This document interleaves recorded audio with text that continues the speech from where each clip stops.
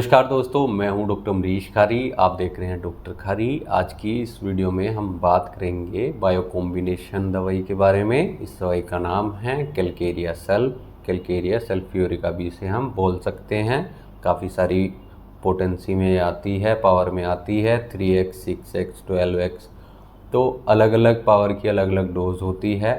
दोस्तों, सभी का काम एक ही रहता है, यानी सभी एक ही बीमारी में दी जाती हैं। वो आज हम इस वीडियो में चर्चा करेंगे कि कौन कौन सी बीमारियों में ये दवाई दी जाती हैं। जानने के लिए वीडियो पूरा देखें। अगर आप हमारे चैनल पर नए हैं तो चैनल को सब्सक्राइब कर लें ताकि आने वाली हेल्थ रिलेटेड वीडियो से आप अपडेटेड रहें।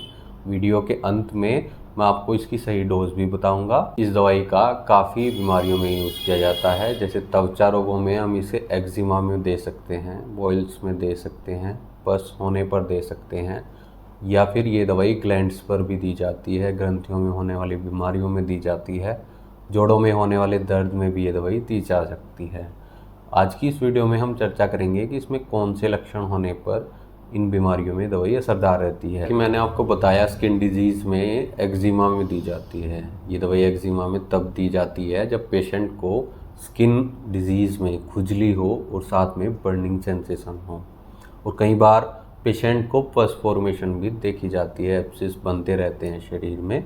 दवाई हम सोराइसिस में भी दे सकते हैं। सोराइसिस में भी सेम सिम्टम्स रहते हैं कि पेशेंट को बार बार खुजली होती रहती है और जलन भी देखने को मिलती है। और लक्षणों की बात करें तो पेशेंट सेंसिटिव होता है कोल्ड से भी और हीट से भी। स्किन डिजीज़ में पेशेंट को गर्माहट से भी दिक्कत होती है और ठंडी से भी दिक्कत होती है।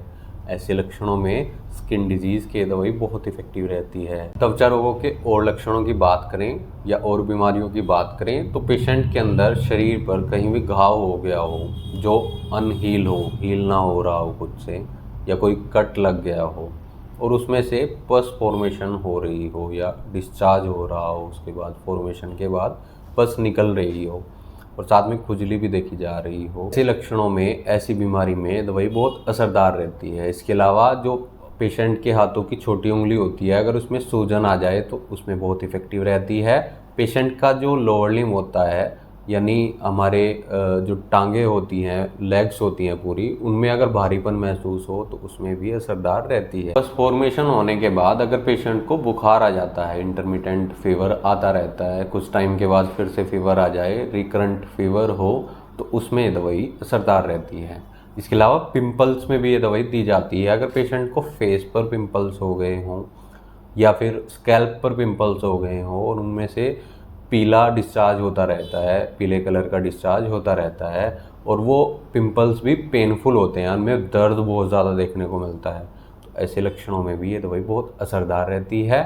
पिंपल्स को ठीक करती है, दर्द को ठीक करती है, जो पस फॉर्मेशन हो रही है उसके कारण अगर बुखार आ रहा है तो उसको भी ठीक करती है। तो हम जॉइंट्स पेन की बात करें तो ये रियोमेटिज्म, अर्थराइटिस या गाउट में बहुत इफ़ेक्टिव रहती है। गठिया बाई के दर्द में या फिर पेशेंट का यूरिक एसिड बढ़ने के कारण शरीर में दर्द रहता है, जॉइंट्स में पेन रहता है, पैर के अंगूठे में दर्द रहता है या घुटनों में दर्द रहता है, इन सब में भी बहुत असरदार रहती है। मुंह के सिम्टम्स की बात करें, जो अपर जाह होती है, पेशेंट को उसमें स्वेलिंग देखने को मिलती है, इसी के साथ टेंडरनेस देखने को मिलती है, पेशेंट के गम सूज जाते हैं।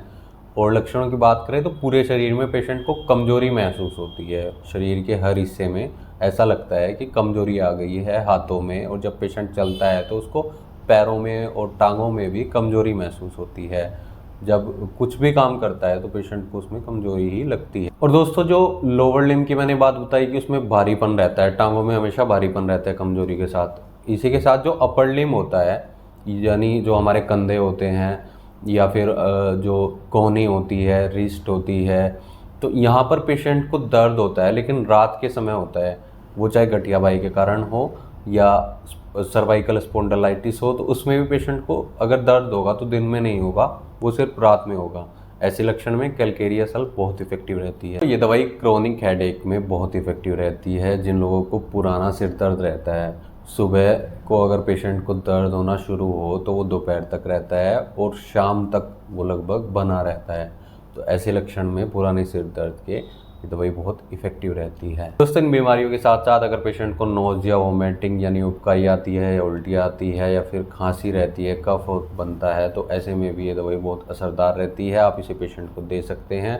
दोस्तों, अगर आपको इनमें से कोई भी परेशानी है तो एक बार डॉक्टर से कंसल्ट जरूर कर लें। डॉक्टर की सलाह के बगैर कोई होम्योपैथी दवाई नहीं खानी चाहिए। इन सभी की डोज जो 3x, 6x या 12x की डोज होती है, वो लगभग 2 से 4 टैबलेट्स पेशेंट को दी जाती है। पेशेंट की कंडीशन पर डिपेंड करता है कि कौन सी बीमारी है, कब से है, क्या लक्षण आ रहे हैं, तो इसलिए डॉक्टर से एक बार ज़रूर मिल लें। और ये दवाई आप बच्चों को भी दे सकते हैं। बच्चों में इसकी 1 से 2 गोली ही दी जाती है। डॉक्टर से एक बार कंसल्ट जरूर कर लें। दिए गए व्हाट्सएप नंबर पर हमसे संपर्क कर इलाजी सलाह ले सकते हैं। वीडियो देखने के लिए धन्यवाद। चैनल को सब्सक्राइब करें और कमेंट सेक्शन में ज़रूर बताएं कि हमारी वीडियोस आपको कैसी लगती हैं। Thank you.